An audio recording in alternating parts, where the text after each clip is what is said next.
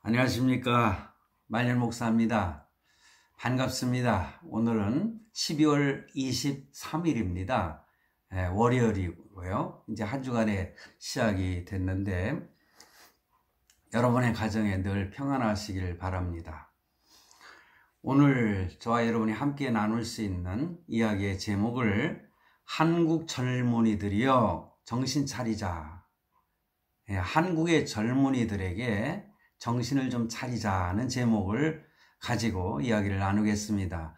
제가 부제로는 경험해서는 안 되는 체제 이렇게 잡았습니다. 우리가 절대로 경험해서는 안 되는 체제가 있습니다. 여러분 혹시라도 나이 드신 분들이 이 영상을 보신다면은 주변의 젊은이들에게 또 여러분의 자녀들에게 이 영상을 꼭 볼 수 있도록 이렇게 권장을 해 주시면은 대단히 감사하겠습니다. 꼭 유익이 될 줄로 저는 생각을 합니다. 자, 우리는 경험해서는 안 되는 체제가 있습니다. 우리는 사회주의 국가의 정부가 얼마나 무서운지를 알아야 합니다.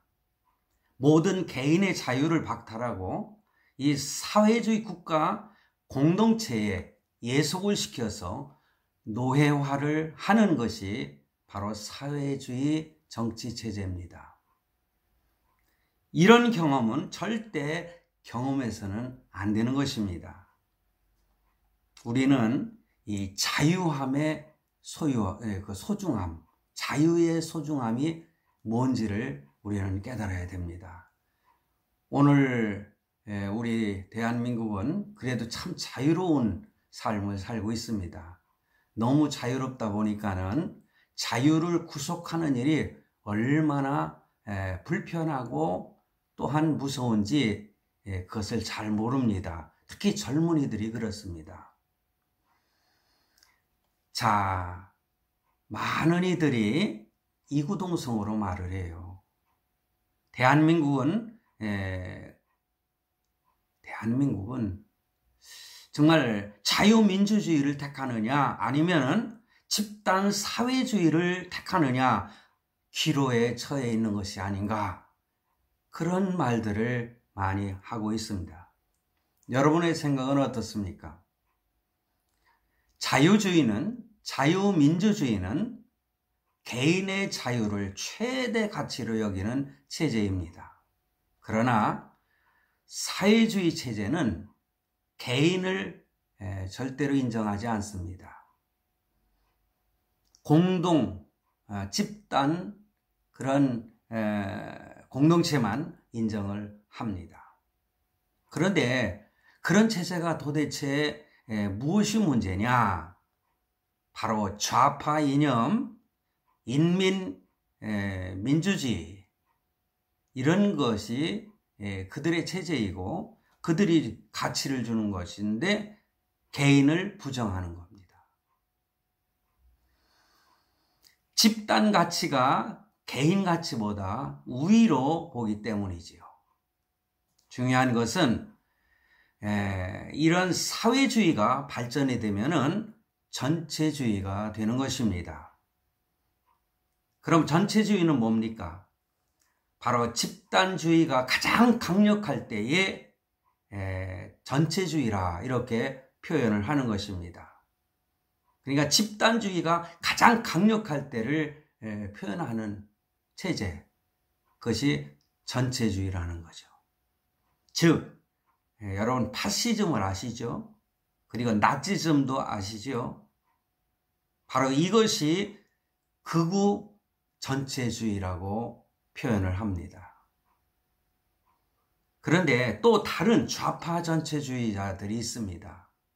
그것은 바로 중국의 모택동과 그 옛 소련이죠.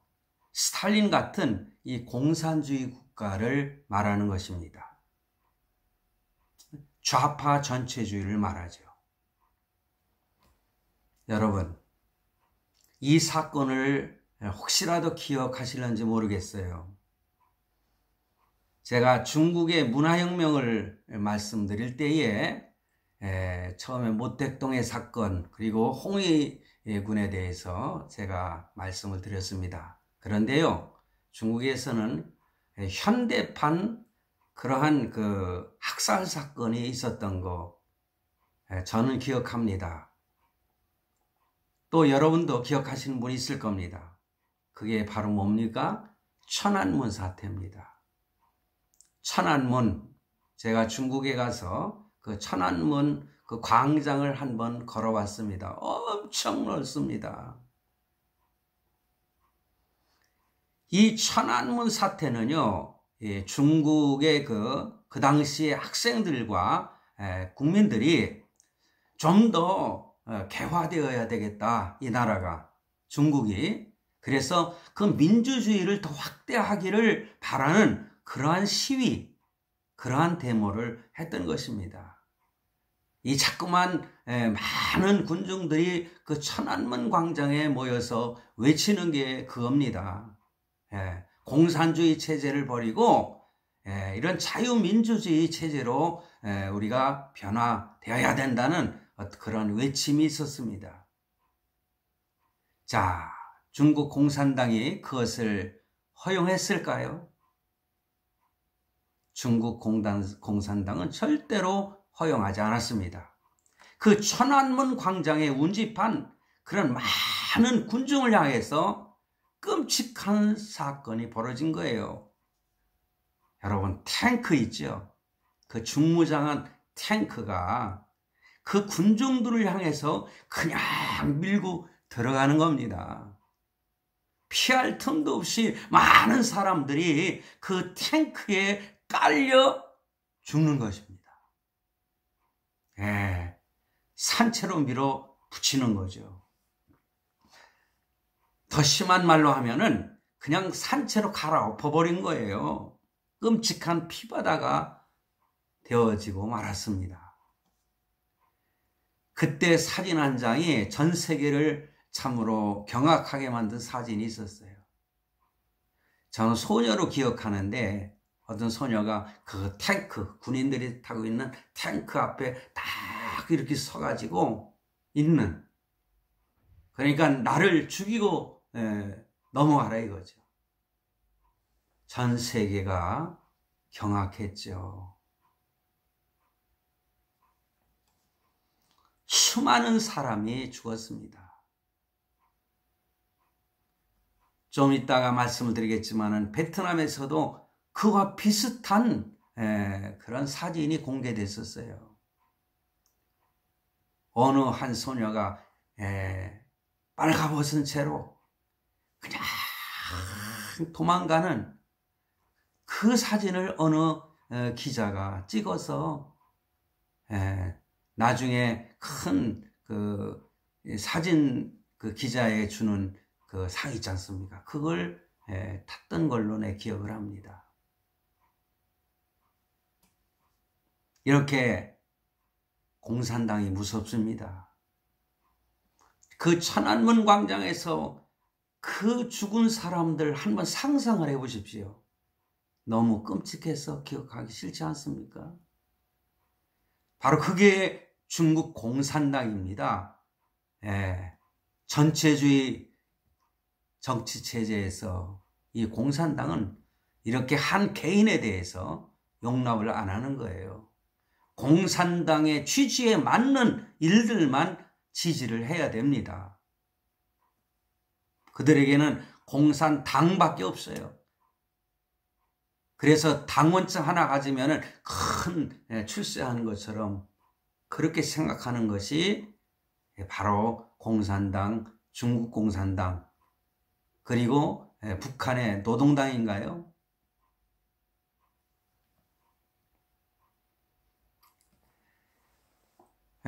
오래전에 저는 이런 그 이야기를 들은 것도 기억이 납니다. 북한의 그리스도인을 용납지 않잖아요. 그런데 그리스도인을 다시는 기독교 이런 복음 전파를 못하게 하기 위해서, 기독교를 말살하기 위해서 그리스도인을 이 아스팔트 있잖아요. 자동차가 다니는 아스팔트, 그 위에다가 쫙 이렇게 십자로다가 엎어놓고 그 아스팔트 공사할 때 그 다지는 그런 롤러 기계 있지 않습니까? 롤러 차로다가 그 십자로 이렇게 그 엎어놓고서는 그냥 그대로 밀어버린 거예요. 우리가 잘 아는 그 오징어 그 미른 거 있지 않습니까? 오징어 쫙 이렇게 쫙 밀어가지고 먹는 거 있잖아요. 그것처럼 그냥 밀어버리는,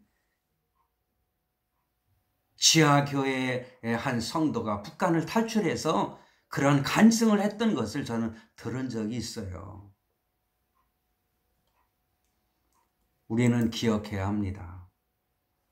우리는 이런 체제를 경험해서는 안 되지 않습니까?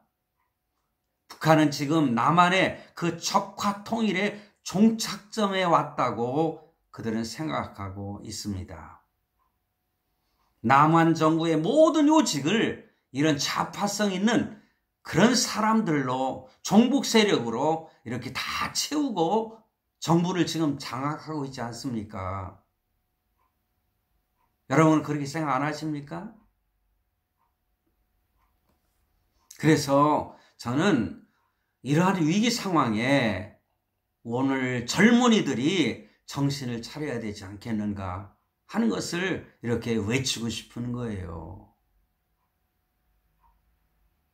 젊은이들이요. 한국의 젊은이들이요. 정신을 차리세요. 우리가 절대로 경험해서는 안 될 체제가 혹시라도 이 정부에 이루어지고 있다면 우리는 이것을 어떻게 해야 되겠습니까? 자명한 거 아니겠습니까? 그러면은 제 마지막으로 이 베트남으로 넘어가겠습니다.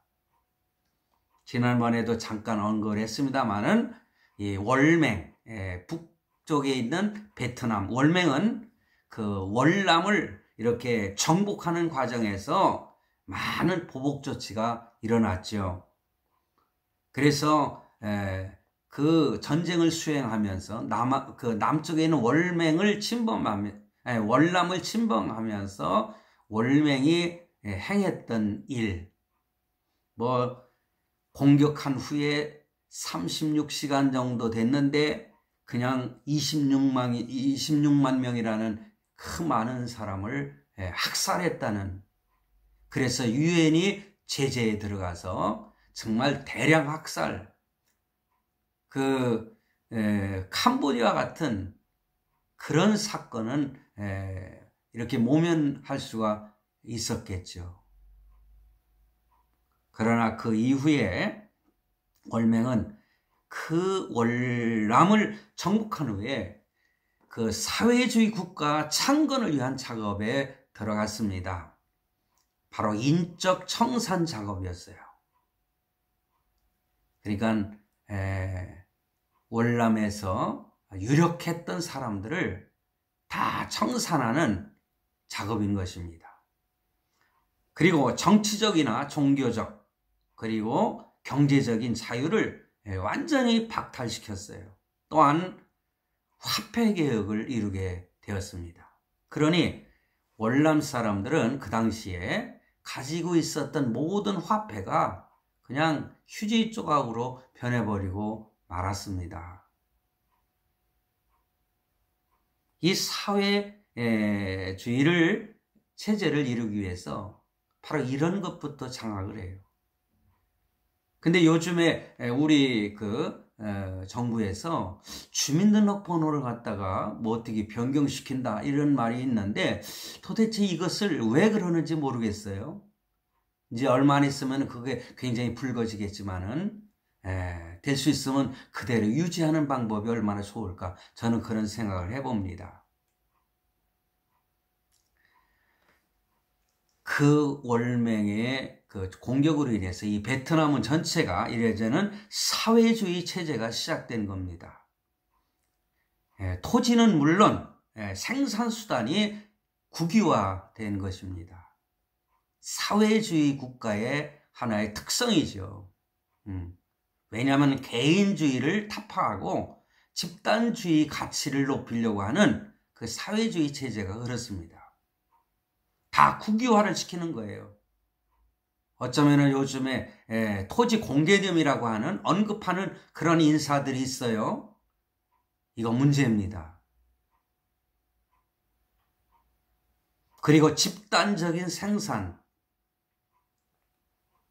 바로 이것이 사회주의 경제 체제화를 이루는 그런 과정입니다. 노동시간도요, 정부가 강력하게 주장을 해서는 안 돼요. 각 기업이 알아서 꼭 52주라고 하는 거, 아니 52시간이라는 거 꽉 고정시켜가지고 이거를 갖다 시행하지 않으면 무슨 큰 제재를 가하는 이런 식으로 해서는 안 된다는 거죠. 왜냐하면 시장 경제에 맡겨야 됩니다. 기업에 맞도록. 정말 이제 수출을 해야 되는데 물량이 너무 부족하단 말이에요. 그러면 밤새워라도 일을 해서 그 물량을 맞추어서 외국의 그 국가의 어느 기업과 아니면 이렇게 이 계약이 체결된 곳에 그 수출하는 시간, 이런 모든 것을 맞춰야 되지 않습니까? 근데 그것을 시간을 제약을 두면은 어떻게 하겠습니까? 신용을 잃을 수밖에 없지 않습니까? 어찌됐든 자유민주주의는 모든 시장 경제에 맞추는 것이 원칙입니다. 근데 이 나라가 왜 이렇게 자꾸만 변질해 가는지 바로 여러분들 한번 판단을 해 보시라는 겁니다. 그래서 이 월남이 바로 이러한 작업을 한 것입니다. 그리고 어떤 일들이 있었느냐? 강제 수용소에 많은 사람들을 강제로 가둡니다. 뭐 한 100만 명에서 250만 명이라는 그런 기록이 있습니다만은 군인, 그 월남의 군인이었던 사람들, 공무원, 그리고 엘리트, 그리고 기업가, 그리고 목사입니다. 목사. 그리고 스님, 그리고 신부님들, 이런 사람들을 모두 수용소로 끌고 간 것입니다. 그런데요, 교사들까지도 예외가 되지 않았다는 겁니다. 중요한 것은 통일 전에 월맹에 협조했던 적색 분자들을 수용을 했다는 거예요. 월남에서 반정부 시위를 주도했던 그 좌익들까지 모두 수용소에 집어넣은 것입니다. 왜일까요? 누구나 이런 말 하지 않습니까? 한 번 반역한 자는 또다시 반역할 수 있다.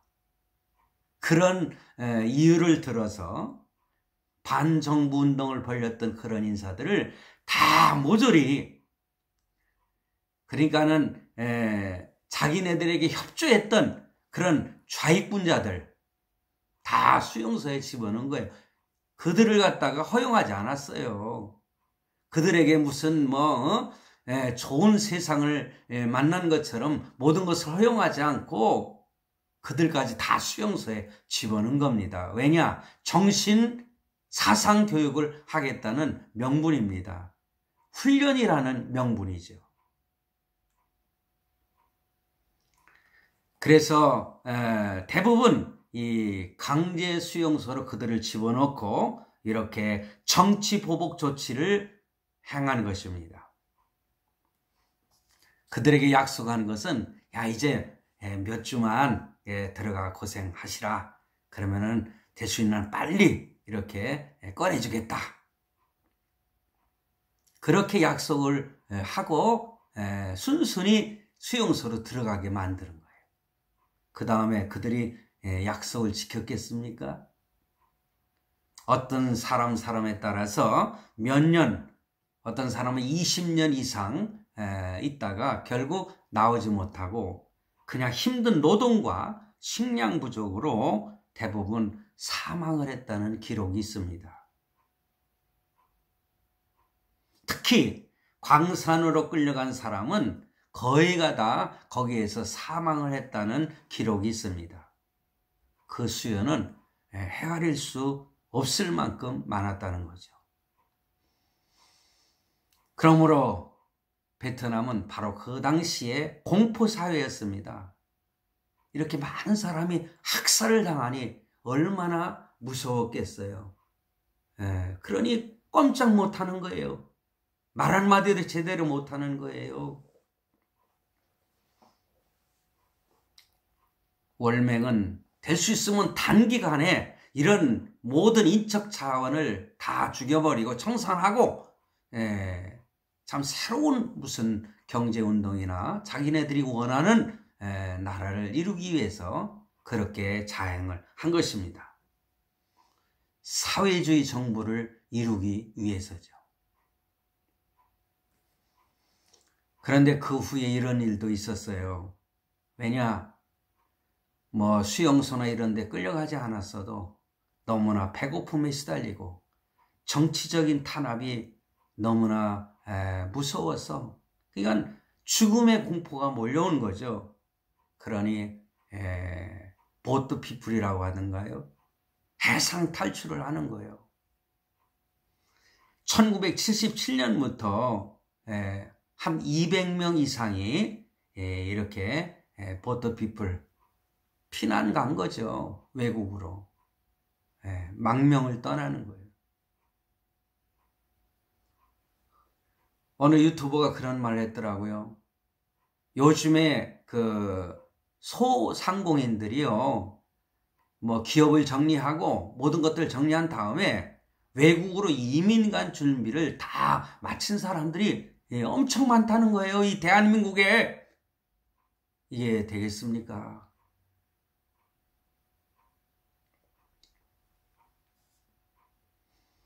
그런데 그 후에 베트남은 계속 사회주의 체제로 나라를 이렇게 다스리다 보니까는 경제도 어렵고 많은 것이 어려워졌는데 참 현명한 지도자로 인해서 다행히 미국을 받아들이는 협약을 하게 됩니다.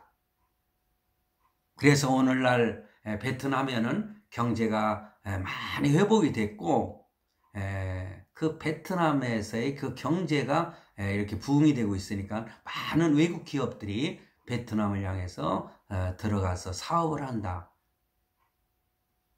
그런 것입니다. 여러분, 어떻게 들으셨습니까? 끔찍하지 않습니까? 우리가 어떤 체제를 우리가 선택을 해야 되느냐, 이런 기로에 있다는 거죠. 우리 한국의 젊은이들이요. 우리는 다시는 이런 체제를 경험해서는 안 됩니다. 여러분은 그런 경험을 해서는 결코 안 됩니다.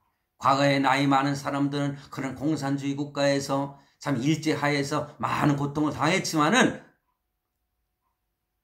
그거는 지나간 세대의 몫이었고 오늘 사랑하는 우리 젊은이들은요.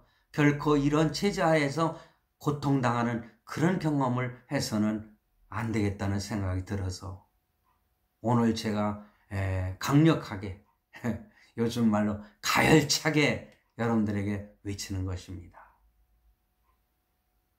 우리는 자유와 생명과 재산을 지켜야 됩니다. 우리의 선택이 바로 현명해야 되겠다. 감사합니다.